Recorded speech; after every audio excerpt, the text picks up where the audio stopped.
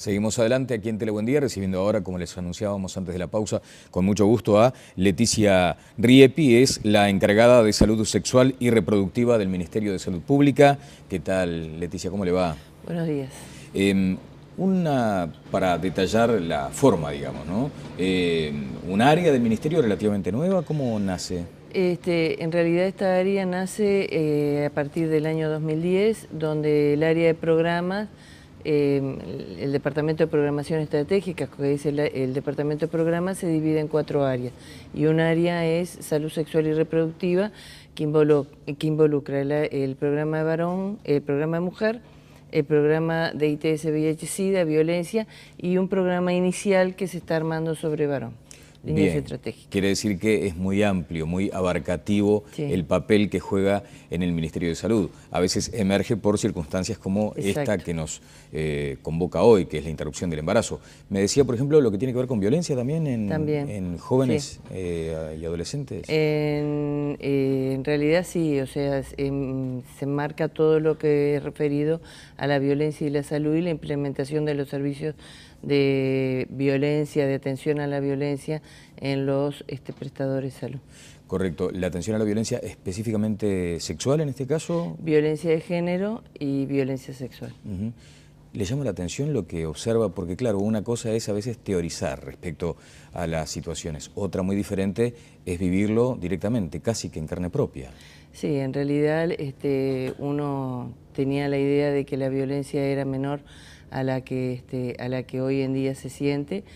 Lo que pensamos es que en realidad se muestra mucho más y que podemos realmente tratar y atravesar sobre esta situación, empoderando esencialmente a las mujeres para que la salud de ellas no se vea afectada por las situaciones de violencia en sí. La salud física y también naturalmente la emocional, psicológica. Sí, el interrelacionamiento, el empoderamiento y el encontrar ruta de salida para encontrar una solución a sus problemas es realmente importante. Allí hay, y me imagino, un abordaje multidisciplinario también. Sí, es un abordaje multidisciplinario.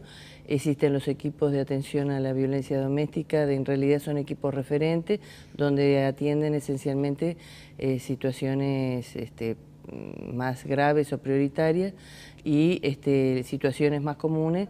La mayoría del personal de salud tiene iniciada su capacitación. ¿Cuál es la situación más común, digamos? Referido a la violencia doméstica. Por ejemplo. No, en realidad, por ejemplo, lo que uno más comúnmente se encuentra es la violencia, lo que refieren las mujeres es la violencia debido al alcoholismo de sus parejas, la violencia psicológica, el destrato. Eso es lo más común, ¿tá? De repente es lo que menos se ve, claro, porque claro, es lo que no tiene golpes, pero la afectación a la salud también existe por todo ese tipo de violencia. ¿Y le llama la atención, por ejemplo, la precocidad con la que muchas veces se empieza a transitar por estos episodios de violencia? Chiquilines que, bueno, de hecho ahora va a salir una guía publicada, pero chiquilines que ya muy tempranamente empiezan con ese tipo de rasgos. Y lo que pasa que eso también es un problema de lo que ven todos los días los chiquilines en el medio, ¿no? Referido también a la salud sexual y reproductiva, nosotros vemos que existe una mayor incidencia de embarazo adolescente, mismos en los medios socioeconómicos de buen nivel, medios o altos, cuando los menores han vivido violencia en su hogar, como también una situación de querer huir de esa situación o repitiendo esa violencia contra ellos mismos. Bueno, es un dato que sería bueno profundizar más adelante. Perfecto. En todo caso. Si le parece, vamos a escuchar lo que nos decía hace algunos días el subsecretario de Salud Pública, Leonel Brioso, reconociendo aquí en Telebuen Día que el proceso de reglamentación de la interrupción voluntaria del embarazo fue sumamente rápido y no hubo tiempo de hacer las consultas a todo el equipo médico. No hubo un tiempo para hacer grandes consultas como a mí me hubiera gustado. Bueno, es lo que señalan aquí los profesionales, ¿no? Tuvimos 20 días para hacerlo, imagínense, porque la propia ley lo planteaba. Y un tema tan delicado no justificaba de cualquier modo abrir y que no hubo tiempo de ninguna manera. La ley incluso ya incluía elementos que tenían que ver con la reglamentación como el tema de las 3 consultas, el tema de los 5 días, el tema del equipo que se tiene que formar para ver a cada paciente tan pronto, ¿verdad? Sí consultamos, hicimos consultas con las sociedades de ginecología, con otras sociedades profesionales, y se consultó en 2 ocasiones a la Comisión Asesora de Salud Sexual y Reproductiva, en la cual está representada la Facultad de Medicina. Correcto. El doctor Alonso dice, por ejemplo, que su rechazo no responde a motivos políticos, religiosos, porque es ateo, sino a cuestiones vinculadas a la instrumentación. ¿Le parece un exceso que la mujer embarazada deba consultar 3 veces antes de abortar? Bueno, en lo personal yo estoy completamente de acuerdo con el profesor Alonso, a mí también me parece un exceso, pero es lo que dice el texto de la ley. Por lo tanto, no podemos modificar eso porque el legislador así lo dispuso. El punto de darle la opinión a la paciente es un punto neurálgico.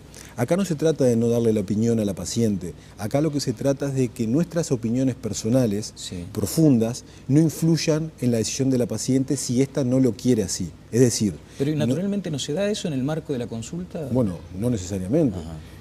Cuando yo me pongo la túnica y estoy en consulta, trato de que mis percepciones personales con respecto a la situación que viven mis pacientes no trasunten y que ella tome decisiones de acuerdo a lo que yo pienso, sino de acuerdo a lo que sea mejor para ella.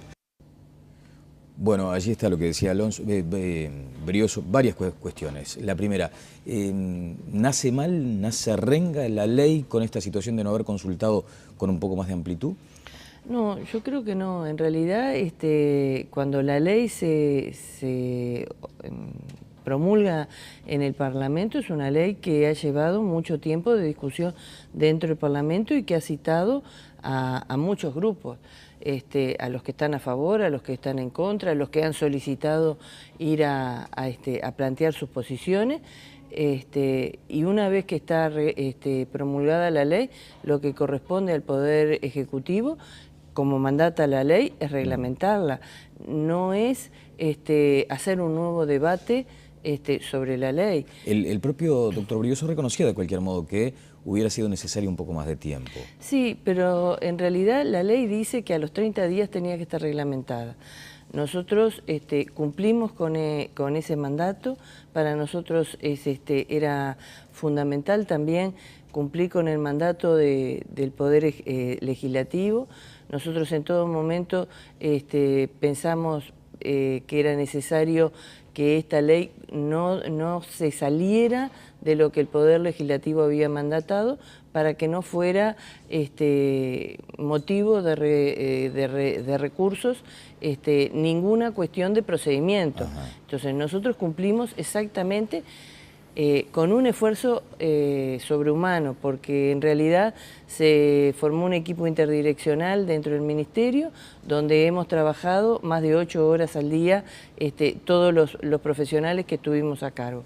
Personalmente, con otras 2 compañeras más, en la elaboración de documentaciones y en las revisiones, y en revisiones de puntos y comas, estuvimos muchas noches hasta altas horas. Bien, ahora Leticia, dígame, en su condición de mujer en todo caso, seguramente la ley no es el óptimo.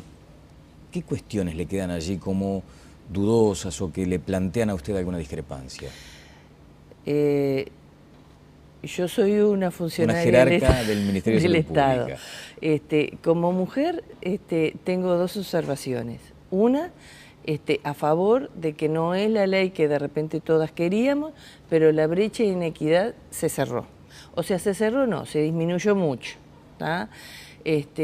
Y que hubiese deseado que la opción de poder interrumpir el embarazo fuera una opción un poco más amplia y que posiblemente estas 3 entrevistas las hiciera quien tuviera necesidad de hacerlas y no todas las mujeres, porque muchas veces muchas de nosotras lo vivimos con tanta privacidad que no queremos ni siquiera que los profesionales puedan escuchar nuestra situación en sí. Más aún cuando hay que dar datos específicos, ¿no? Nombre, cédula, por ejemplo. Sí, en realidad los datos específicos igual siempre los tenemos porque cuando uno... Claro, se recibe está, a una paciente. Claro, sí. Cuando uno se entrevista con una persona tiene su historia clínica. Claro, ¿no? así que allí no hay mucho En más. eso no, pero de repente el decir específicamente por qué voy a interrumpir, que yo insisto de que en realidad se debe decir lo que uno siente que puede decir. ¿Usted entiende que quedaría resuelto en una consulta tal vez en algunos casos? Y yo creo que sí, que podría quedar resuelto en una o dos consultas porque lo que debería mediar en esto es el asesoramiento de cuáles son los riesgos, cuál es la situación, cuáles son los elementos que debería poder pensarlo y la paraclínica necesaria y en la segunda entrevista la administración de la medicación. Bueno, claro, una tercera entrevista ya es mortificante, digamos, en algunos casos. Yo no sé si es mortificante, para algunas mujeres sí, otras lo precisan.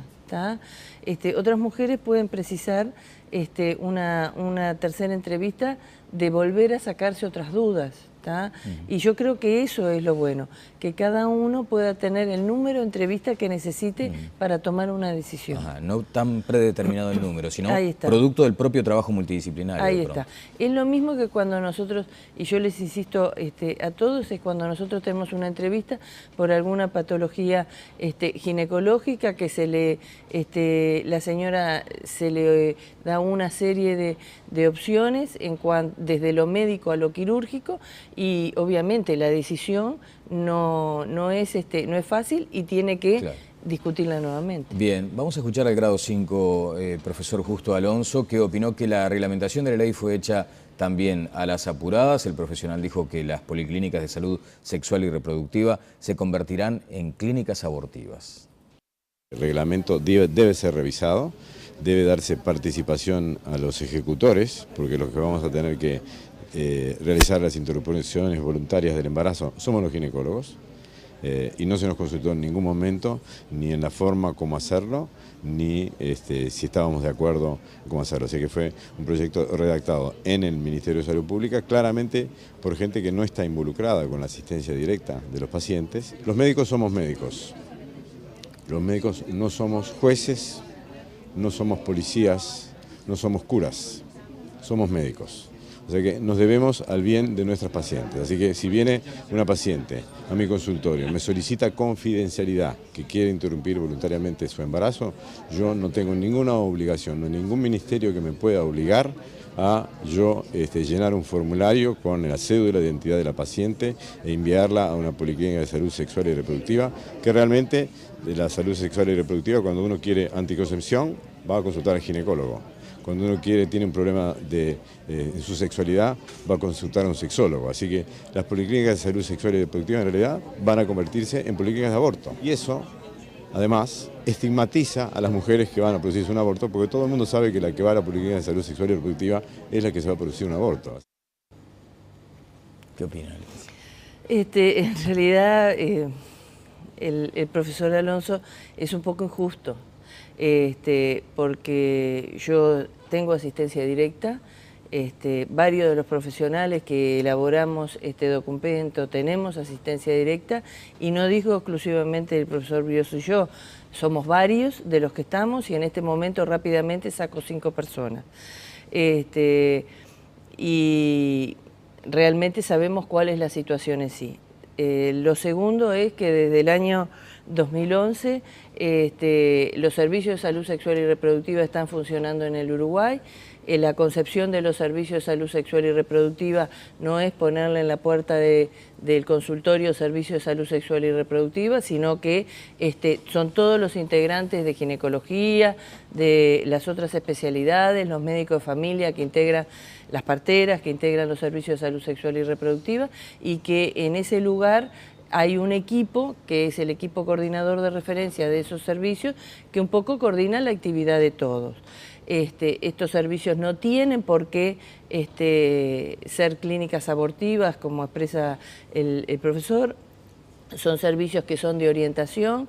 Nosotros lo que proponemos es que la primera y la tercera entrevista no sea con el equipo interdisciplinario, a menos que la usuaria lo quiera. Ahora, Leticia, dígame, ¿hay, por ejemplo, casos donde la persona va con una voluntad firme de interrumpir su embarazo y luego varía en su opinión, cambia. Sí, sí. Nosotros lo que tenemos estadística es las estadísticas esencialmente del Pereira Rosell, que ahí demuestran de que entre el 20 y 25% de las mujeres que solicitan un asesoramiento, a pesar de estar en condiciones de poder interrumpirlo, vuelven para atrás su decisión. O sea que de 10 mujeres convencidas de ir a practicarse un aborto, 3 aproximadamente... Sí, más o menos. Bien. Sí. Y personalmente he tenido la experiencia de hacer el asesoramiento por la ley 18426 y después controlarle todo el embarazo. O sea, que todas esas experiencias las hemos vivido todos. Ajá. O sea que entiende que es injusta esta consideración respecto a clínica abortiva. Totalmente injusta. Y además creo que puede ser estigmatizante para los profesionales y que posiblemente los profesionales en sí vean en estas palabras un elemento para también encontrarse en una situación de disyuntiva. Allí vamos al tema de la objeción de conciencia, ¿no? Ustedes han insistido con que debe ponerse mucho más énfasis en el compromiso de conciencia. Nosotros consideramos que sí, que el compromiso de conciencia es un elemento que es fundamental para ejercer la profesión, ¿no? Y es el compromiso de conciencia lo que nos puede hacer que la relación médico-paciente sea algo que realmente sea fructífero y con las mejores condiciones. Bien, si me permite vamos a escuchar al grado 5 Washington Lauría, que también habló de lo que entiende él, liviandad, con que se trata de interrumpir un embarazo y de las dificultades para conformar los equipos multidisciplinarios. Una de las cosas que me llevó a hacer medicina fue el respeto máximo a la vida y para mí se inicia mucho antes de lo que la ley lo contemple. Por eso yo argumentaba de que con la liviandad que se trata el hecho de interrumpir una gestación. En forma anecdótica yo decía que el embrión es un inquilino que está dentro del útero, el cual no pidió venir. Es frágil, es vulnerable, es fácilmente prescindible. Digo, lamentablemente no podemos saber la opinión de los embriones para ver qué opinarían sobre esta ley, ¿verdad? Si la tenemos cada uno de nosotros y nos dicen si estamos a favor o no de que nos quitan la vida. Yo les pongo un ejemplo que no debería existir, pero en nuestro país vieron lo que es en los fines de semana, ¿verdad? Sábado y domingo. Entonces yo decía, lo tenía en una reunión, una paciente que consulta un viernes por la tarde, por ejemplo, ¿verdad? Entonces la ley lo dice, se va a buscar la manera de hacerlo, pero vamos a tener asistente social, psicólogo, ginecólogo sí, porque están los ginecólogos de guardia. Hay que contemplar que de repente el ginecólogo de guardia tiene abstención de conciencia, puede asesorar pero no llevar a cabo a veces determinada maniobra que le pide la ley. Entonces son cosas todas muy complejas. La ley en sí es contradictoria y compleja, ¿verdad? Bueno, ¿usted entiende que estas consideraciones van conformando corrientes de opinión, por ejemplo? Sí.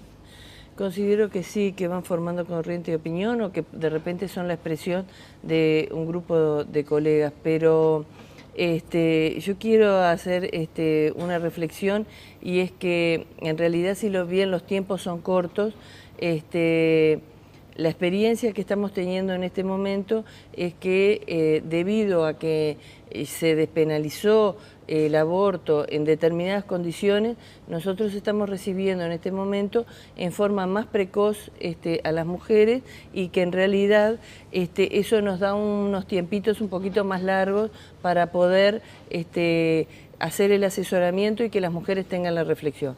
Nosotros la experiencia que teníamos hasta octubre de este año es que las mujeres solicitaban la interrupción del embarazo muy próximo a las 10-11 semanas. En este momento tenemos una consulta un poco más precoz, entre las 7 semanas, que eso lleva a que se dé más tiempo.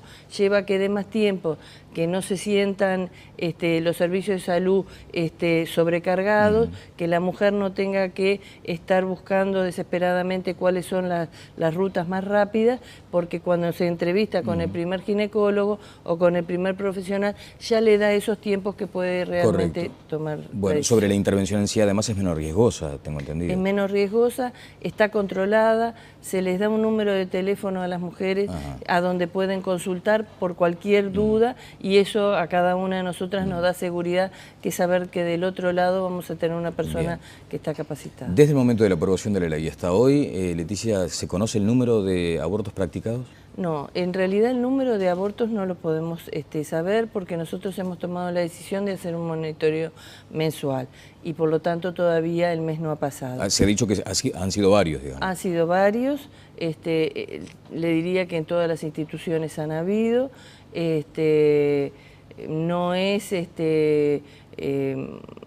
una cantidad desmedida. En algún momento se habló de que en el Pereira Rosell estaba topeada las consultas, en realidad hay muchos unos días y hay nada otros, o sea que en realidad las consultas no están topeadas. ¿Pero no hay ni siquiera una franja en la que instalar un número, por ejemplo? No. ¿Más o menos? No, en este momento no puedo porque en realidad sería una irresponsabilidad por parte nuestra. Bueno, correcto. Hay otros asuntos vinculados a este tema y lo que decía, por ejemplo, el doctor Lauría, esa superior vocación del médico de preservar la vida y enfrentarse a esta circunstancia que de pronto le puede llegar a condicionar con ese objetivo superior. Y allí es donde surge este asunto de la objeción de conciencia y del compromiso. Usted ha dicho, en un Estado laico uno no pensaría que 12 personas que trabajan juntas en tareas disímiles pensaran exactamente igual. Es un tema al que realmente hay que buscarle un porqué, dijo usted a El Observador. Sí. Sí, en realidad es eso, llama la atención, ¿no? Uno tendría que buscar exactamente cuál fue la razón. Yo creo que todas estas situaciones se van a ir decantando, se van a ir organizando y los procedimientos igual se siguen haciendo.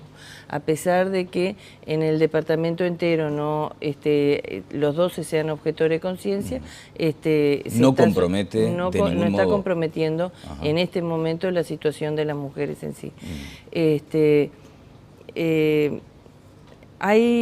Hay una cosa que sería importante además decir, que es que en todas las instituciones todos los servicios están funcionando en mejor o peor situación, pero todos están solucionándolo. Por ejemplo, en Maldonado, que tenía la dificultad del asistente social, en estos días ya se está solucionando. Ahora, por ejemplo, Salto, Paysandú y Tacuarembó son departamentos que en principio parece que no cuentan con ese abordaje necesario, por este tema de la objeción de conciencia. Sí, pero hay profesionales que lo hacen. El único departamento que no tiene ningún ginecólogo, que todos hicieron objeción de conciencia, es Salto. Paysandú y Tacuarembó igual tienen algún ginecólogo. Y en el caso de Salto, por ejemplo, una mujer que entonces tiene interés en abortar, ¿qué hace? En realidad lo que están haciendo es trasladándose a departamentos vecinos o viniendo a Montevideo. Bueno, es muy traumático, digamos. Es traumático, sí, ¿no? es traumático. Los gerentes y los directores técnicos están buscando soluciones alternas. Ajá. Una mujer que acude a una de las instituciones que ha objetado también conciencia, llámese el Círculo Católico o el Hospital Evangélico, ¿qué pasa allí? Las objeciones de ideario ya fueron presentadas y en realidad lo que se hace es solucionarle la situación para que la tercera entrevista sea en otro lugar que no sea en la institución. ¿Ha sucedido eso también? Sí, está sucediendo. Sí. Ajá. Bueno, digamos que en la marcha se van acomodando las situaciones. Sí, yo lo que quisiera decir es que si bien todas estas situaciones se dan y pueden ser problemáticas, en el área de salud sexual y reproductiva no ha llegado ninguna mujer a decir que no ha podido hacer la interrupción de ninguna forma. Se han solucionado desde el Ministerio de Salud Pública todas las opciones para poder hacer la interrupción en tiempo y forma. Bueno, usted entiende que también hay una corriente de opinión, entonces, como decíamos hoy, que a veces condiciona mucho a los médicos a decir, bueno, yo mejor en este lío no me meto. ¿Hay algo de eso? Es eso. ¿Y a eso con qué se contrasta?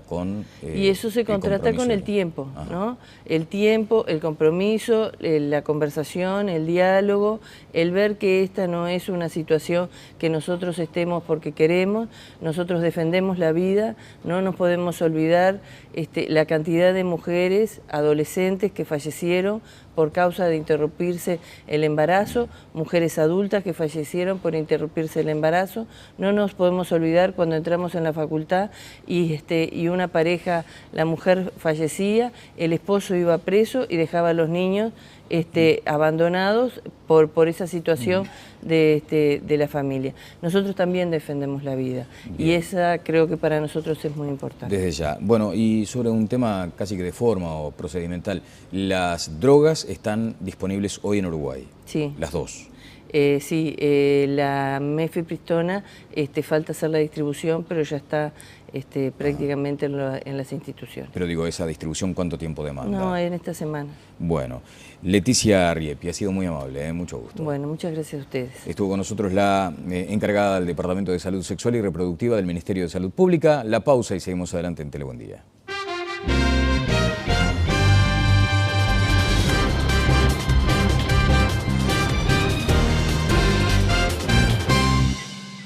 Lo que uno más comúnmente se encuentra es la violencia, lo que refieren las mujeres es la violencia debido al alcoholismo de sus parejas, la violencia psicológica, el destrato. Eso es lo más común, ¿tá? De repente es lo que menos se ve, claro. porque claro, es lo que no tiene golpes, pero la afectación a la salud también existe por todo ese tipo de violencia. ¿Y le llama la atención, por ejemplo, la precocidad con la que muchas veces se empieza a transitar por estos episodios de violencia? Chiquilines que, bueno, de hecho ahora va a salir una guía publicada, pero chiquilines que ya muy tempranamente empiezan con ese tipo de rasgos. Y lo que pasa que eso también es un problema de lo que ven todos los días los chiquilines en el medio, ¿no? Referido también a la salud sexual y reproductiva, tratar y atravesar sobre esta situación, empoderando esencialmente a las mujeres para que la salud de ellas no se vea afectada por las situaciones de violencia en sí. La salud física y también naturalmente la emocional psicológica. Sí, el interrelacionamiento, el empoderamiento y el encontrar ruta de salida para encontrar una solución a sus problemas es realmente importante. Allí me imagino un abordaje multidisciplinario también. Sí, es un abordaje multidisciplinario. Existen los equipos de atención a la violencia doméstica, en realidad son equipos referentes, donde atienden esencialmente situaciones más graves o prioritarias y situaciones más comunes. La mayoría del personal de salud tiene iniciada su capacitación. ¿Cuál es la situación más común, digamos? Referido a la violencia doméstica. Por ejemplo. No, en realidad, por ejemplo... Seguimos adelante aquí en Telebuen Día, recibiendo ahora, como les anunciábamos antes de la pausa, con mucho gusto a Leticia Riepi, es la encargada de Salud Sexual y Reproductiva del Ministerio de Salud Pública. ¿Qué tal, Leticia? ¿Cómo le va? Buenos días. Para detallar la forma, digamos, ¿no? ¿Un área del Ministerio relativamente nueva? ¿Cómo nace? En realidad esta área nace a partir del año 2010, donde el área de programas, el Departamento de Programación Estratégica, que es el Departamento de Programas, se divide en 4 áreas. Y un área es Salud Sexual y Reproductiva, que involucra el programa de varón, el programa de mujer, el programa de ITS, VIH-Sida, violencia, y un programa inicial que se está armando sobre varón. Bien, quiere decir que es muy amplio, muy abarcativo, sí, el papel que juega en el Ministerio de Salud. A veces emerge por... Nosotros vemos que existe una mayor incidencia de embarazo adolescente, mismos en los medios socioeconómicos de buen nivel, medios o altos, cuando los menores han vivido violencia en su hogar, como también una situación de querer huir de esa situación o repitiendo esa violencia contra ellos mismos. Bueno, es un dato que sería bueno profundizar más adelante. Perfecto. En todo caso. Si le parece, vamos a escuchar lo que nos decía hace algunos días el subsecretario de Salud Pública, Leonel Brioso, reconociendo aquí en Telebuen Día que el proceso de reglamentación de la interrupción voluntaria del embarazo fue sumamente rápido y no hubo tiempo de hacer las consultas a todo el equipo médico. No hubo un tiempo para hacer grandes consultas como a mí me hubiera gustado. Bueno, es lo que señalan aquí los profesionales, sí, ¿no? Tuvimos 20 días para hacerlo, imagínense, porque la propia ley lo planteaba. Y en circunstancias como esta que nos convoca hoy, que es la interrupción del embarazo. Me decía, por ejemplo, lo que tiene que ver con violencia también en jóvenes y adolescentes. En realidad sí, o sea, se marca todo lo que es referido a la violencia y la salud y la implementación de los servicios de violencia, de atención a la violencia en los prestadores de salud. Correcto. ¿La atención a la violencia específicamente sexual en este caso? Violencia de género y violencia sexual. ¿Le llama la atención lo que observa? Porque claro, una cosa es a veces teorizar respecto a las situaciones, otra muy diferente es vivirlo directamente, casi que en carne propia. Sí, en realidad uno tenía la idea de que la violencia era menor a la que hoy en día se siente.